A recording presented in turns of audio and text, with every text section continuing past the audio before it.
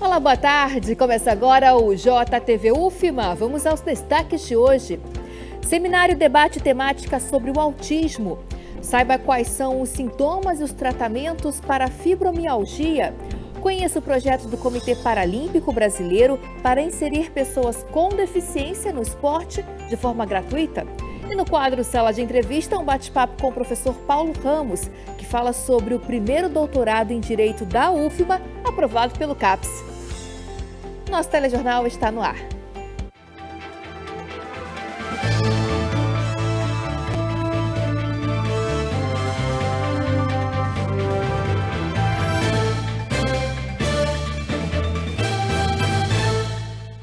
Quinta-feira, 29 de fevereiro, último dia desse mês. Vamos aos destaques de hoje com um giro de notícias.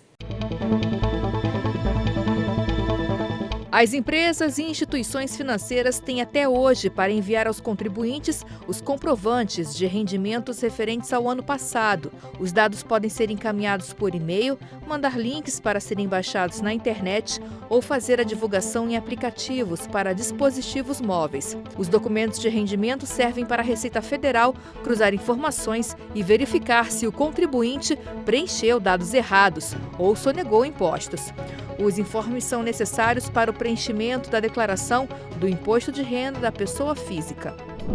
As inscrições para o concurso público da Caixa Econômica Federal abriram hoje. Ao todo, são ofertadas 4.050 vagas para os cargos de nível médio e superior, com salários que variam entre mais de R$ 3.000 e mais de R$ 11.000. Os candidatos podem se inscrever até o dia 29 de março no site da Sesgran Rio. Um idoso morreu imprensado pela traseira de 2 caminhões no município de Peritoró. Um caminhão estava parado próximo ao acostamento da BR-316, carregado de suínos. Um outro caminhão se aproximou para fazer a descarga dos animais. O idoso, motorista de um dos caminhões, se posicionou entre os 2 veículos para facilitar a passagem dos porcos. Enquanto o caminhão dava ré, o idoso deu as costas para ele e foi prensado entre os veículos de carga. A vítima tinha 82 anos e morava no município de Peritoró. Descomplicando o autismo. Esse foi o tema de um seminário que teve como foco a educação e a conscientização sobre o transtorno do espectro autista. Vamos conferir. Lene é mãe de um adolescente com autismo e ela sente na pele os desafios diários. Por ser mãe atípica, ela e o filho já se depararam com situações de constrangimento. Atualmente, o último acho que foi no supermercado. Ele teve algumas atitudes, inquietação de não parar, e aí eu pedi para que a gente passasse logo as compras e a pessoa acabou me recusando ou dizendo para mim que não podia. Então, assim, acontece muito isso.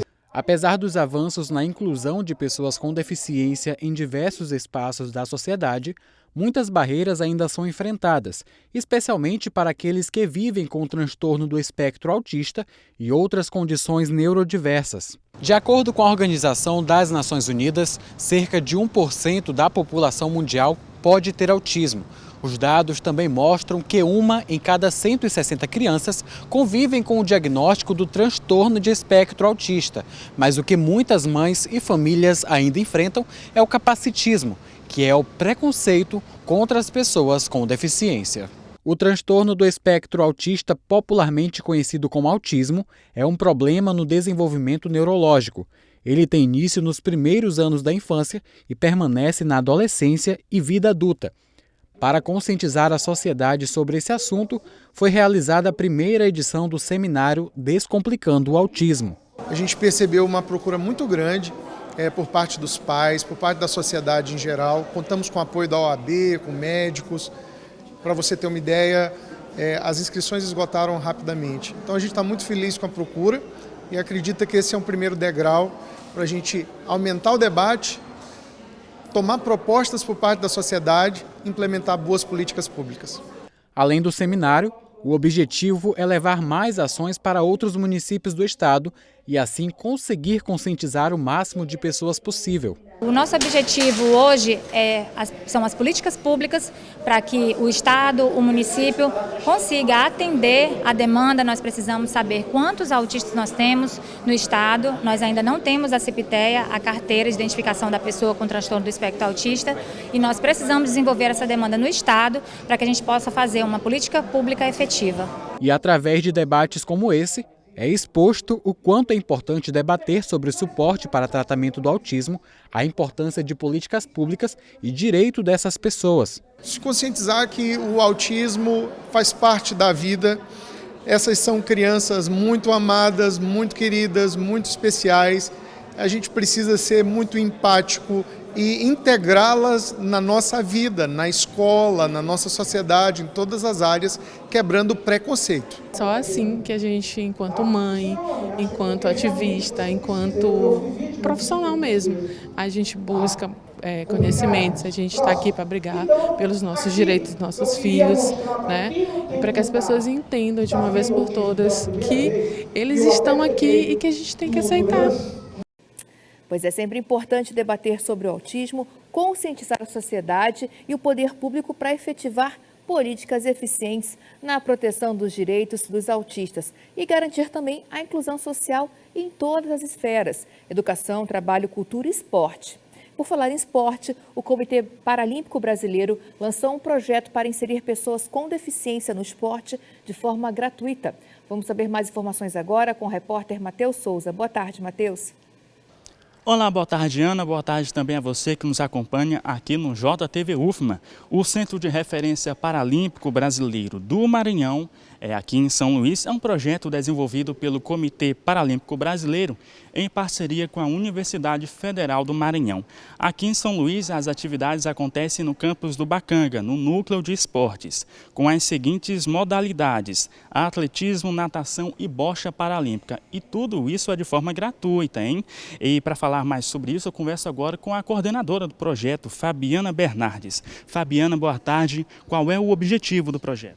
É promover experiências paralímpicas, né, para crianças e adolescentes com a idade entre 7 a 17 anos. E como os interessados podem participar?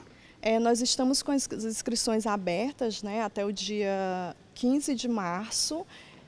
E pode se inscrever através do e-mail escolinhaparalímpicaslz@gmail.com. Qual é a importância do desenvolvimento de esportes para pessoas, crianças e adolescentes com deficiências? Então, em São Luís é bem carente, né? E no Maranhão, quanto à participação das modalidades paralímpicas, né, para essas crianças, uma forma de qualidade de vida mesmo para elas. E fica aí o convite, né, para que pais, não somente de pessoas aqui da universidade, mas da comunidade em geral, eles podem participar, se inscrever, né? Isso, então, não só nas imediações de Itaquibacanga, quero frisar bem isso, né, porque as pessoas acham que por ser um projeto aqui na UFMA é destinado somente à comunidade próxima, não, é toda a ilha. O convite está feito. Se vocês que estão aí em casa podem estar vindo aqui efetuar suas inscrições. Os dias são terça, quinta e sexta, nós estamos aqui no Núcleo de Esportes. Ok, Fabiana, muito obrigado. Tá dado o recado. Ana, eu volto com você aí no estúdio. Obrigada, Matheus. E fevereiro está se despedindo, né? E com ele as cores de várias campanhas de saúde. Uma delas é a conscientização sobre a fibromialgia, que é uma doença silenciosa que atinge cerca de 3% da população brasileira. E para o tratamento, uma rede de atendimento com vários profissionais faz toda a diferença. Há 10 anos, a Margarete começou a perceber os primeiros sinais da doença. Sem ter uma resposta para as dores, precisou lidar sozinha com os sintomas. Eu sempre relatava dores contínuas e uma fadiga crônica. Era um cansaço que eu não sabia realmente de onde recorria, né? Se era de alguma doença ou se era de algum esforço físico. Então, há quase 3 anos, eu realmente fui diagnosticada com fibromialgia. A Simone descobriu a fibromialgia após tratar a endometriose. Diante das dores quase insuportáveis, ela precisou dar início imediato ao tratamento. Eu já tenho na minha carga genética, minha mãe tem, Eu tenho, minha filha mais velha também tem agora. E quando você descobre a fibromialgia, você passa por aquele período de aceitação, porque os níveis de dor vão naquela escala de 9, 10. Então é aí que a gente fala o quanto que é importante você estar consultando com o médico reumatologista, o médico da dor, para poder estar trazendo o diagnóstico, para aí sim você começar o tratamento multidisciplinar. A fibromialgia é uma doença caracterizada pela dor intensa em várias áreas do corpo. O paciente relata como uma dor que caminha, né? Uma dor que não se mantém igual em todos os locais, que está muito associada às condições emocionais, além de outras alterações clínicas de grande relevância. A fibromialgia é uma doença oculta e, por não apresentar sinais visíveis no corpo e também por não ser identificada por meio de exames de imagem ou laboratoriais, muitos pacientes acabam desencadeando quadros de ansiedade e depressão. Por isso a importância do tratamento ser multidisciplinar, envolvendo fisioterapeutas e psicólogos. É necessário você ter esse acompanhamento para que fique bem claro que você está num quadro que lhe incapacita, mas isso não define você. Você pode sair dessa crise, você pode superar isso. Então a melhor forma é procurar um profissional adequado, no caso o psiquiatra ou o psicólogo. Quem caminha é o médico, o seu reumatologista, o seu médico da dor. Para uma doença que não tem cura, os remédios podem amenizar a dor. Mas muito mais do que isso, é preciso conhecimento para eliminar o preconceito. É muito importante, né? A sociedade desconhece fibromialgia, é uma doença silenciosa, é uma doença oculta. E daí a importância da gente ter as nossas leis conquistadas pela associação, como por exemplo isso aqui, que é o cartãozinho de prioridade para a fila preferencial. É uma forma que a gente encontra de não ter o preconceito numa fila. E mesmo assim, muitas vezes ainda tem. Pois é, conhecimento que faz toda a diferença para quebrar barreiras. E veja a seguir, primeiro doutorado em Direito da UFMA é aprovado pela CAPES. Esse é o nosso assunto do quadro Sala de Entrevista. Vamos para o intervalo e voltamos já já.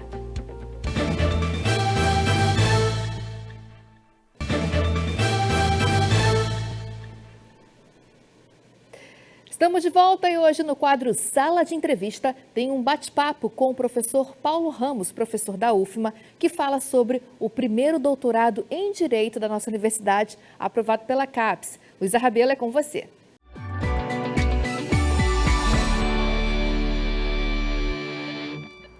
Toda essa elaboração demandou aí um trabalho de 4 meses, a fim de que o projeto reunisse todos os elementos exigidos pela CAPES. O doutorado aprovado é o doutorado em Direito em Instituições do Sistema de Justiça na América Latina e nos países da África lusófona. Aqui ao meu lado o professor Paulo Ramos, que nos dá mais detalhes sobre esse doutorado. Boa tarde, professor, é um prazer recebê-lo. Boa tarde, esse prazer é meu estar com você. Professor, para a gente entender, eu queria saber qual é a importância da implantação do doutorado aí para a academia, o que isso agrega para a gente? Veja, o doutorado em Direito, ele possui uma importância bastante significativa, não somente para o Maranhão, mas também para a região Norte e Nordeste, enfim, para todo o Brasil, porquanto o primeiro curso de Direito no Maranhão, ele foi criado e instalado em 1918. Veja que só 105 anos depois nós conseguimos criar o doutorado em Direito aqui no Maranhão. É um fato inédito, isso aí já deixa elementos históricos bastante registrados, porque ele é resultado de um processo de amadurecimento da comunidade jurídica, da formação de profissionais. Só muito recentemente nós conseguimos agregar professores com doutorado no Departamento de Direito aqui da Universidade Federal do Maranhão, que inicialmente deu vazão ou viabilizou a criação do mestrado em Direito, Instituição do Sistema de Justiça, ali pelos idos de 2012, quando então começou a funcionar o mestrado em Direito, aprovado também pela CAPES, depois de extraordinário esforço de agregação e de coordenação, foi instalado, criado, aprovado na primeira tentativa, assim como também agora o doutorado. Isso é resultado sempre de muito trabalho. Nós falamos 4 meses de dedicação exclusivamente para o projeto. Mas é claro que há todo um processo histórico de amadurecimento e o mestrado representou isso para que pudéssemos, então, instalar o doutorado em Direito. Ele é importante na medida em que ele irá qualificar sobremaneira toda a nossa comunidade jurídica. Veja quantos estudantes de Direito são entregues ao mercado a cada ano aqui no Maranhão, quantas faculdades de Direito já existem no estado do Maranhão, já são dezenas de faculdades. E aí, obviamente que a pós-graduação, ela recruta aqueles talentos que têm perfil para pesquisa, aqueles jovens que têm talento para o ensino, aqueles jovens que têm a capacidade de inovação na sociedade. Quer dizer, o mestrado ele teve um papel absolutamente relevante, continua tendo, mas o doutorado irá formar a elite, obviamente, dos pesquisadores na área jurídica do Estado. Isso, obviamente, irá refletir no próprio funcionamento das instituições do sistema de justiça e de todas as instituições em geral, porque hoje todas as instituições elas necessitam, inclusive, de assessorias jurídicas também, mas principalmente irá refletir na capacidade que tem o maranhense, na capacidade do Maranhão e também de outras pessoas que para cá virão estudar, porque a nossa ideia é de um doutorado internacional, de preparar todos esses talentos para enfrentar os grandes desafios do mundo globalizado em termos de legislação, em termos de ordenamento jurídico, em termos de inovações patentes, por exemplo, frente aos avanços tecnológicos e tudo aquilo que será, obviamente, repassado, agregado por conta da participação no doutorado, por meio das pesquisas que já vêm sendo desenvolvidas pelos professores sêniores, obviamente que isso irá estimular os jovens no desenvolvimento dessas novas perspectivas para o mundo globalizado. E aí, professor, a Ana começou falando, a nossa apresentadora começou falando de vários professores que estavam envolvidos aí para a implantação desse doutorado. Como é que foi esse processo de implantação?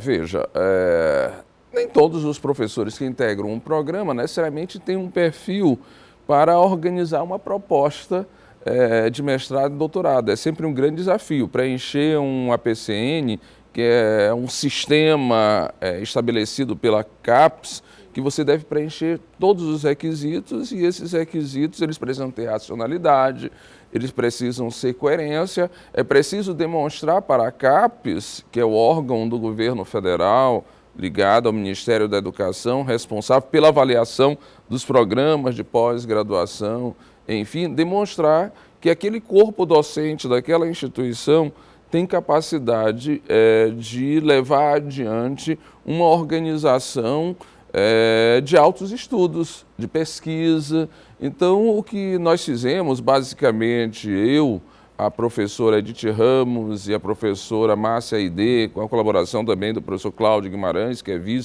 é nosso vice no programa, foi justamente articular todas essas ideias, fundamentar, justificar, demonstrar o amadurecimento do nosso programa, todas as pesquisas que já assim haviam sido desenvolvidas, a articulação entre elas e a capacidade de impacto dessas pesquisas até então desenvolvidas doravante.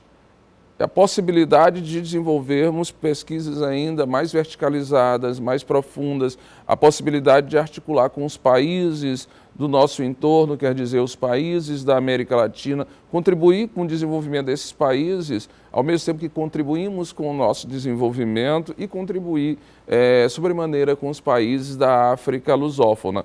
Isso ficou muito demonstrado na nossa proposta, tanto que a nossa proposta foi aprovada aí nessa primeira tentativa e, ao mesmo tempo, é preciso verificar que foi a única proposta de doutorado em Direito aprovada no Nordeste, não é?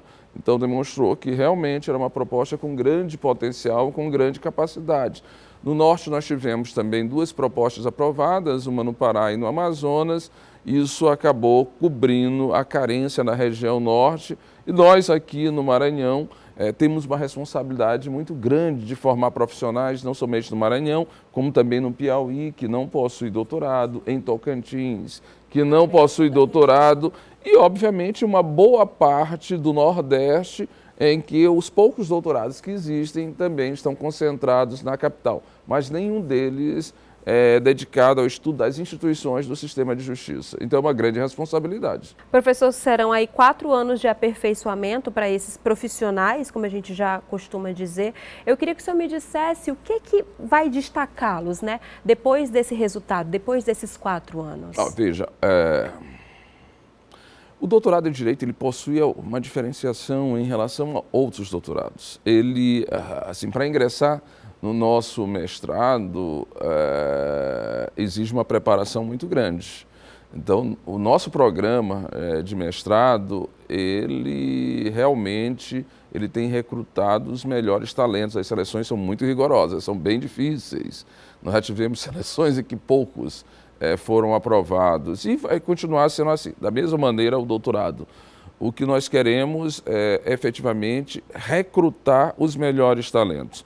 Vai mudar dramaticamente a vida deles porque eles serão pessoas influentes, eles serão atores estratégicos no cenário não somente nacional, como também no cenário internacional, na medida que eles estarão contribuindo para o aperfeiçoamento das instituições do sistema de justiça, dos ordenamentos jurídicos de outros países. Eles poderão ser árbitros de grandes problemas que, porventura, venham a surgir doravante. Então, eles serão líderes não somente no âmbito nacional, como no âmbito internacional.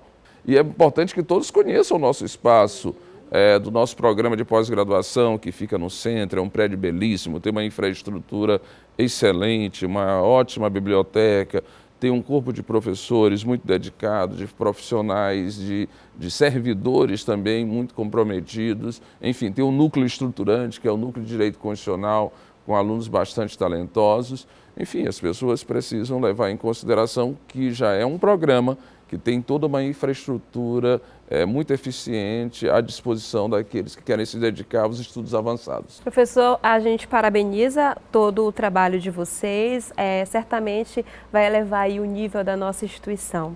Muito obrigada também por sua entrevista, professor. Eu que agradeço a atenção, Luísa. Um grande abraço. Eu conversei com o professor Paulo Ramos. Ana, eu volto contigo. Obrigada, Luísa. Obrigada também ao professor Paulo Ramos. E parabéns para a UFMA por mais essa conquista. E o nosso telejornal termina por aqui. Para rever nossas entrevistas, reportagens e quadros, basta acessar o YouTube e o Instagram da TV UFMA. Acompanhe também o resumo com as principais notícias do dia no programa Destaques, JTV UFMA às 18h30. Uma ótima quinta-feira para vocês.